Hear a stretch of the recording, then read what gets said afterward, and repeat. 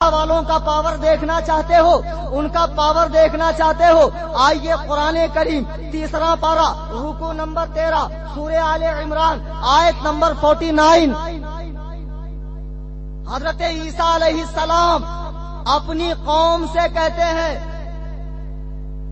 انی قد جئتکم بآیۃ من ربکم انی اخلق لکم من الطین کہیئۃ الطیر فانفخ فیہ فیکون طیرا باذن اللہ۔ اے بنی اسرائیل، میں اللہ کا رسول ہوں اور اس نے مجھے نشانیاں دی ہے۔ میں مٹی کا پرندہ بناتا ہوں اور جب اس میں پھونک مارتا ہوں تو وہ پرندہ اڑنے لگتا ہے۔ اتنا ہی نہیں، وَأُبْرِئُ الْأَكْمَحَ وَالْأَبْرَصَ وَأُحْيِي الْمَوْتَىٰ بِإِذْنِ اللَّهِ۔ اے لوگوں، میں سفید داغ والوں کو اچھا کرتا ہوں، مادرزاد کوڑیوں کو اچھا کرتا ہوں، مادرزاد اندھوں کو اچھا کرتا ہوں۔ اے لوگوں، میں یہ کر سکتا ہوں۔ وَأُنَبِّئُكُم بِمَا تَأْكُلُونَ وَمَا تَدَّخِرُونَ فِي بُيُوتِكُمْ۔ اے لوگوں، میں جانتا ہوں جو کچھ تم کھاتے ہو اور جو کچھ تم اپنے گھروں میں رکھتے ہو۔ قربان جائے، قرآن کہہ رہا ہے حضرت عیسیٰ اندھوں کو آنکھ دیتے ہیں، مردوں کو زندہ کرتے ہیں، سفید داغ والے کو اچھا کرتے ہیں، مٹی کا پرندہ بنا کر اسے اڑا دیتے ہیں، گھروں میں کیا رکھا ہے بتا دیتے ہیں، کیا کھا کر آیا بتا دیتے ہیں۔ پاور ثابت ہوا کہ نہیں قرآن سے؟ ارے بولو، تقریر ان کے لیے نہیں ہے، یہاں سب علامہ فہامہ بیٹھے ہوئے، اور ماشاءاللہ پھر یہ پاکستان جہاں ہر پتھر کے نیچے ایک مفتی، اور مفتی سے کم پہ تو کوئی راضی بھی نہیں۔ آج کسی مولانا کو اگر مولوی صاحب کہہ دے تو پھر دیکھیں ان کے تیور کیا ہوتے ہیں۔ ارے یہ تو کچھ نہیں صاحب، لوگ 4 کتابیں لکھ کر شیخ الاسلام بن جاتے ہیں اور پھر انچی ٹیپ لے کر ناپتے ہیں آگے اعلیٰ حضرت ہے کہ میں ہوں۔ انچی ٹیپ لے کر ناپتے ہیں اعلیٰ حضرت آگے ہے کہ میں آگے۔ اتنا ہی نہیں، 4 دن نماز پڑھنے کے بعد وہی کا انتظار کرتے ہیں کہ وہی کب اترے۔ تو ایسوں سے بچو۔ اور سنو، میں عرض کر رہا تھا، یہ قرآن ہے، قرآن جس نے اللہ کے مقدس بندے کا پاور بتا دیا۔ اب جو کہتے ہیں نبی کو پیٹھ پیچھے کی خبر نہیں ہے، میں ان سے پوچھنا چاہتا ہوں کیوں اپنے عقیدے کو خراب کر رہے ہو؟ اللہ کے لیے قرآن کا مطالعہ کرو۔ قرآن سے ہٹ کر کلیم رضوی کچھ نہیں کہہ رہا ہے۔ یہ خادم کلیم رضوی جو آپ کے ملک میں ممبئی سے آیا ہے، میں عرض کر رہا ہوں، میں نے قرآن کا حوالہ دیا، اللہ کا پیغمبر جسے اتنا پاور دیا گیا، اور تم کہتے ہو کہ نبی محمد صلی اللہ علیہ وسلم اور علی کو کسی بات کا اختیار نہیں ہے، وہ تو اپنے بیٹی کے بھی کام نہیں آ سکتے۔ جیسا کہ کتاب تقویت الایمان میں ان دونوں فرقے اہل حدیث اور دیوبندی جماعت کے عالم مولانا اسماعیل دہلوی نے لکھا، میں پوچھتا ہوں یہ عقیدہ تمہیں کہاں سے ملا؟ قرآن تو نبی کا پاور یہ بتا رہا ہے۔ اور جاننا چاہتے ہو نبی کا پاور؟ امام باقر کا راستے سے گزر ہو رہا۔ کون امام باقر؟ امام زین العابدین کے بیٹے، ہمارے امام باقر، سامنے سے حاتم طائی کا پوتا آ رہا ہے، ملاقات ہوئی، سلام ہوا۔ حاتم طائی کے پوتے نے کہا، اے امام باقر، آج میں آپ کو اپنے دادا کے سخاوت کا حال بتانا چاہتا ہوں۔ حاتم طائی مسلمان نہیں تھا، اس کا بیٹا حضرت عدی بن حاتم صحابی تھے۔ ان کے بیٹے امام باقر سے مل کر کہتے ہیں، آج میں آپ کو میری دادا کے سخاوت کا حال بتانا چاہتا ہوں۔ میرے دادا کے سخاوت کا عالم یہ تھا کہ ان کی ایک حویلی تھی، 10 دروازے تھے۔ جب فقیر پہلے دروازے سے آتا میرے دادا دے دیتے، وہی فقیر دوسرے دروازے سے آتا تو میرا دادا انکار نہیں کرتا، دے دیتا۔ وہی فقیر تیسرے دروازے سے آتا، میرا دادا انکار نہیں کرتا، دے دیتا۔ ایک فقیر میرے دادا کے حویلی کے 10 دروازے سے 10 مرتبہ مانگتا، مگر میرا دادا انکار نہیں کرتا۔ ایسا تھا میرا دادا۔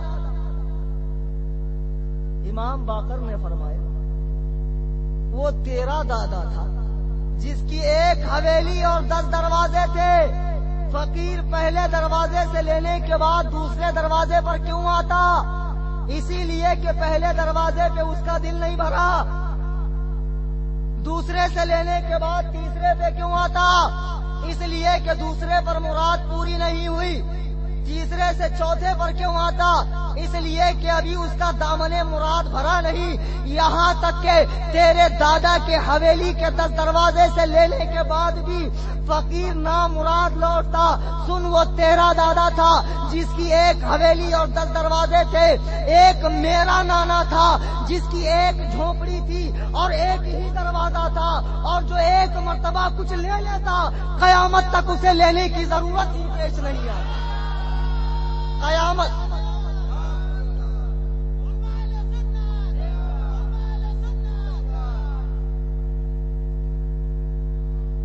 وہ تیرا دادا تھا جس کے حویلی کے 10 دروازے سے لینے کے بعد فقیر نامراد لوٹتا تھا. ایک میرا نانا تھا جس کی ایک ہی جھوپڑی اور ایک ہی دروازہ تھا، اور کوئی ایک بار کچھ لے لے تو قیامت تک لینے کی ضرورت پیش نہیں آتی تھی. بریلی سے میرا امام کہتا ہے وہی رب ہے جس نے تجھ کو ہم چن کرم بنایا، ہمیں بھیک مانگنے کو تیرا آستاں بنایا. تجھے حمد ہے خدایا، تجھے حمد ہے خدایا.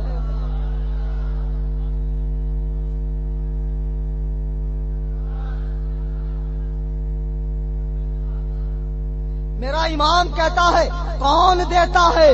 دینے کو منہ چاہیے، دینے والا ہے سچا ہمارا نبی. نبی کیسے دیتے ہیں، کیسے عطا کرتے ہیں؟ آؤ حدیث کا مطالعہ کرو. بخاری شریف کی صحیح حدیث ہے. ایک جنگ کے موقع پر ایک صحابی کے آنکھ نکل گئی، آنکھ کا دیدہ باہر نکل گیا. رفاع بن رافع نام ہے.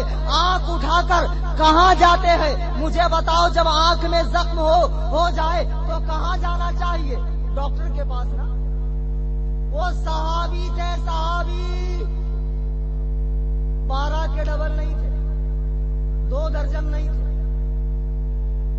نبی کی بارگاہ میں آئے، عرض کرتے ہیں یا رسول اللہ، آپ کے دشمنوں کا قلع کما کر رہا تھا، آپ کے مخالفوں کی گردنیں اڑا رہا تھا. ایک تیر آ کر لگ گیا، باہر آنکھ نکل گئی. اعلیٰ حضرت کی زبان میں سراپا التجا بن کر کہتے ہیں یا رسول اللہ، آنکھ عطا کیجیے، اس میں ضیا دیجیے، جلوہ قریب آ گیا، تم پہ کروڑوں درود. اللہ اللہ، میرے آقا نے دیدہ لیا، سلائن نہیں لگایا، انجیکشن نہیں لگایا، ٹیبلٹ نہیں دیا، دوا نہیں دی، مقدس لعاب دہن لگایا. کون سا لعاب دہن؟ میرا امام بریلی سے کہتا ہے جس سے کھاری کنویں شیرے جاں بنے، اس زلال حلاوت پہ لاکھوں سلام. سرکار نے لگایا، آنکھ میں دوبارہ بٹھا دیا، آنکھ نے دیکھنے کا کام شروع کر دیا. اللہ اللہ، دیکھو صحابہ کا عقیدہ بارگاہ رسالت میں اپنی دین و دنیا کی حاجات پیش کر رہے ہیں. سرکار کو ملجا و ماوا سمجھ رہے ہیں، اور لاریب سرکار عطا بھی فرما رہے ہیں. جی اب یہ عقیدہ کہ نبی کو کسی بات کا اختیار نہیں، نہ تو یہ قرآن کی تعلیم ہے، نہ تو یہ حدیث کی تعلیم ہے، بلکہ یہ گڑا ہوا عقیدہ ہے جس سے ہمیں اتفاق، جی ہمیں اتفاق نہیں ہے. ہم تو قرآن و حدیث کے پیروں ہیں، ہم تو قرآن و حدیث کے ماننے والے ہیں، اجماع کے ماننے والے ہیں، ائمہ کے مقلد ہیں، اللہ والوں کے راستے پر چلنے والے ہیں. اور ہماری خوش نصیبی تو دیکھو کہ جتنے اولیاء ہیں سب ہماری جماعت میں. ارے بھائی، جس دھرم میں قبر پہ جانا ہی شرک، میں کہتا ہوں یا اللہ اتنی ترقی کیسے ہو گئی، قبر پہ جانا شرک. ذرا غور کریں، غور کریں. خدا نہ خواستہ ان کے یہاں کوئی مر گیا تو اب دفنانے کے لیے تو قبر پہ جانا ہی پڑے گا، تو کرن لگا کے اٹھا کر پھینک دیں گے؟ ایسا تو نہیں. ارے قبر میں جانے کے لیے قبر پہ تو جانا پڑے گا نا بھائی. لیکن لوگ عجیب ہے، شرک شرک شرک شرک شرک، اتنا شرک. ایک صاحب کو ایک دن میں نے پکڑا، میں نے کہا یار تو ایک کام کر، شرک، کفر، حرام، ناجائز، مکروہ، इन चीजों की तारीफ कर, जिस चीज को चाहते हो शिर्क बोल देते हो। तो कहा कुछ नहीं, हमें इतना बताया गया जो चीज नबी के जमाने में नहीं थी और बाद में पैदा हो गई वो शिर्क। मैंने कहा या अल्लाह तुम लोग क्यों गजब ढा रहे हो? ऐसे ही अगर फलसफा बयान करोगे तो शरीयत की धज्जियां उड़ जाएंगी, मजाक उड़ जाएगा कुरान और हदीस का। इसी को शिर्क कहते हैं। अरे पहले समझो तो सही, बे सोचे समझे क्यों बोलते हो? आपने सुना होगा एक साहब थे, शादी के बाद उनके यहाँ 3 माह में बच्चा पैदा हुआ। लोगों ने बड़ी थू थू की, ये क्या गजब, ये क्या मामला। अक्ल के कम थे, घर में आए, डंडा उठाया, बीवी को सूतने लगे, ये क्या मसला। बीवी बड़ी अक्लमंद थी, कहा अजी आपको लोगों ने बहकाया है, अल्हम्दुलिल्लाह आपके किस्मत में 9 माह के बाद ही बच्चा तवल्लुद हुआ है। आपके शादी को 3 महीने, मेरी शादी को 3 महीने, बच्चा पैदा होकर 3 महीने, 3 तिरिक 9 हो गया 9 महीना। अब उन्होंने कहा यार अब तो मैंने हिसाब समझ लिया, अब लाख समझाओ। वो मानते नहीं थे, उन्होंने कहा मैंने समझ लिया। और कितना अच्छा समझ गए आप भी जानते हैं। बस यही मामला है अजीजाने मिल्लत। आज की इस नशिस्त में जो सरकार गौसे आदम से मंसूब है और जिसे मुनाकिद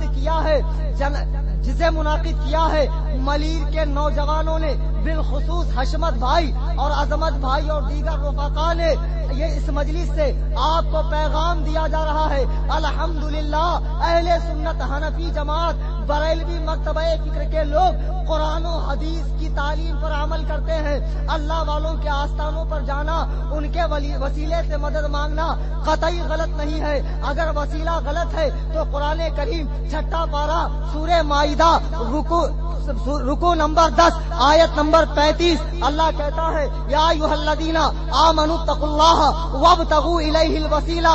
ऐ ईमान वालो अल्लाह तक पहुंचने के लिए वसीला तलाश करो। ये भी कुरान से जी। तो अल्हम्दुलिल्लाह हम अहले वसीला है और हमारा ये अकीदा है अल्लाह वाले अपनी कब्रों में जिंदा हैं, उनकी बारगाहों में जाने से दुआएं कबूल होती है। और जो मुकद्दस मकामात है कुरान ने कहा उसकी ताजीम करो, उसकी तकरीम करो। मुकद्दस मकाम पे जाने से दुआएं कबूल होती है। हाँ जो डायरेक्ट मांगता है हम उसकी तायद नहीं करते कि डायरेक्ट जाके मांगो बाबा ये दे दो, बाबा वो दे दो। हाँ उनके वसीले से मांगा जाए। तो इसका इनकार तो नहीं करना चाहिए कि वसीले से भी मांगना शिर्क है, इसका इनकार भी नहीं किया जा सकता है। अल्हम्दुलिल्लाह हम उनके वसीले से मांगते हैं और हमारा ये अकीदा अल्लाह ने अपने बंदों को पावर अता किया है, ताकत अता की है। ये भी मैंने कुरान की मुख्तलिफ आयतों से साबित कर दिया। अब सतह ज़हन पर एक बड़ा ही प्यारा वाकया उभरा है। इंशाअल्लाह वो गोश गुजार करने के बाद मैं आपसे रुखसत हो जाऊंगा और उसके बाद आप आला हजरत के शहजादे हुजूर ताजुस सुन्ना मुफ्ती तौसीफ रजा खान को समाअत करेंगे। उनके नूरानी बयान से आप मुस्तफीद होंगे। अकबर बादशाह का नाम सुना? बड़ा मशहूर बादशाह गुजरा। एक मर्तबा रात में, ये वाकया इससे पहले नहीं सुना होगा आप, एक मर्तबा रात में, अंधेरी रात में, आधी रात में दरवाजा खोलकर बाहर निकला पसीने में डूबा हुआ। बीरबल जो उसके 9 चुने हुए लोगों में से एक था, कहा महाराज क्या बात है। बीरबल पंडित था, कहा महाराज क्या बात है। अकबर ने कहा बीरबल मैं लेटा हुआ था, चराग गुल हो गया, चराग बुझ गया, अचानक अंधेरी कब्र याद आ गई कि कब्र में क्या होगा, कब्र में क्या बनेगा, कब्र में क्या मामला रहेगा। तो बीरबल का जवाब सुनो, दाढ़ी वाला नहीं है, चोटी वाला है, धोती वाला है। बीरबल कहता है बादशाह सलामत एक बात बताइए, आप मजहब के लिहाज से क्या है? कहा मुसलमान। तो कहा ये बताइए आपके नबी ने नबूवत का